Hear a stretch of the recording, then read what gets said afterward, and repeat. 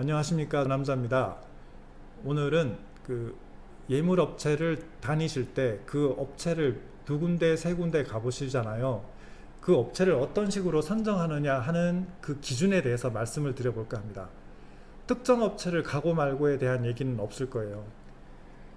제가 생각하는 기준에서 일단 현명하지 못하다고 개인적으로 생각하는 기준은 뭐냐 하면 할인율, 포인트, 사은품 이런 거에 얽매이는 거예요.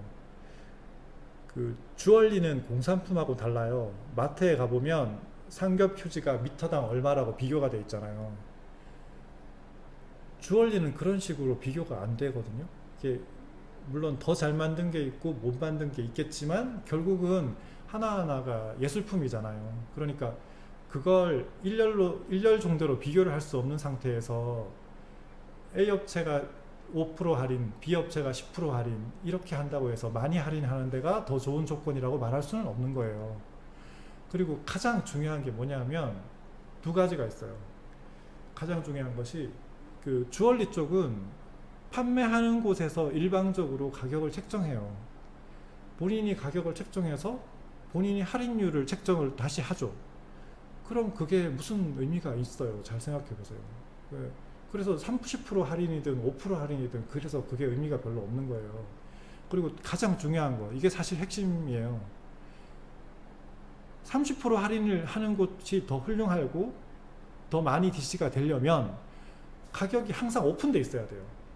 그 매장에서 파는 제품이 뭐 홈페이지라든가 뭐 인스타라든가 이런 데 보면 이 제품은 150, 이 제품은 80, 이 제품은 125 이렇게 오픈이 돼 있어야 돼요. 그러면 항상 오픈돼 있으면 30% 할인을 항상 하더라도 그 제품에 대한 가격이 고정이 돼 있으니까 신뢰가 갈 수 있는 거예요. 그런데 잘 생각해 보시면 주얼리 샵들이 많은 소비자들과 어떤 커뮤니케이션을 하죠. 뭐 홈페이지에 질의응답도 있고 인스타로 뭐 다이렉트 메시지 아니면 카카오톡 다 하죠.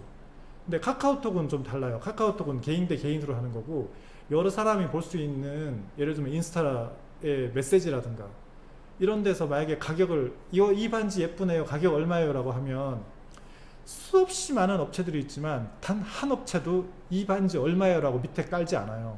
그냥 다이렉트로 알려드리겠습니다 이렇게 얘기하죠. 그게 뭐냐면 가격을 오픈하지 않는 거예요. 오픈하지 않는다는 뜻은 파는 사람마다 다 가격이 다르다는 뜻일 수도 있는 거예요.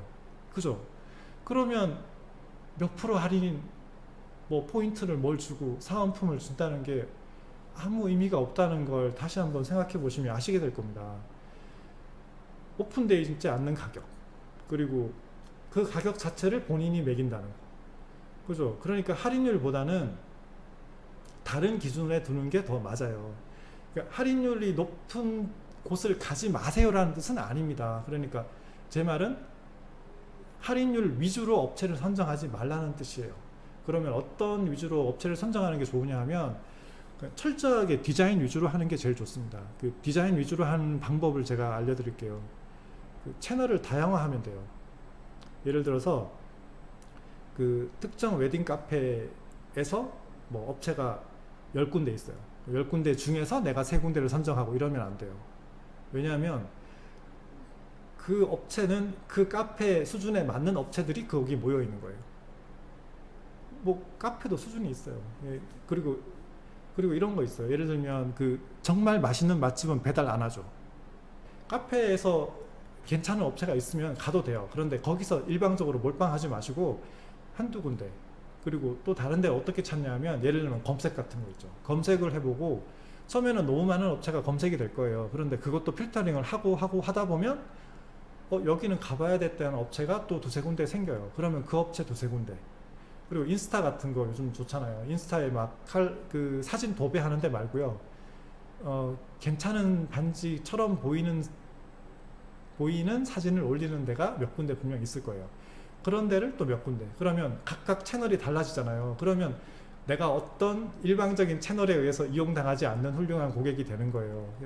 한 채널만 의존하게 되면 본의 아니게 호구가 될 수 있어요. 그래서 채널을 다양하게 해서 거기서 한 몇 군데를 취합해서 다 가보아도 되겠지만 굳이 다 안 가봐도 돼요. 그 업체 위주로 다시 2차 선정하면 돼요. 그러면 그 업체만 가봐도 훌륭한 물건을 고를 확률이 훨씬 더 높아집니다. 그리고 업체를 고르실 때 그 특정 업체가 비싸고 특정 업체가 싸게 팔고 이런 건 없어요. 그 제품을 어떤 걸 본인이 셀렉하냐에 따라 달라지는 거거든요. 비싼 제품을 셀렉하면 비싸게 되는 거고 싼 제품을 셀렉하면 싸게 되는 거예요. 그러니까 특정한 그 예를 들면 청담, 종로 이런 데 가보시면 알겠지만 청담이 더 비싸고 종로가 더 싸고 이런 거 아니에요. 청담에서 싼 제품 고를 수도 있고 종로에서 비싼 제품 고를 수도 있어요. 그 제품 따라 달라지는 거니까 그 가고 싶은 데를 그런 거 관계없이 그냥 그 업체를 선정해서 가보시는 게 제일 좋아요.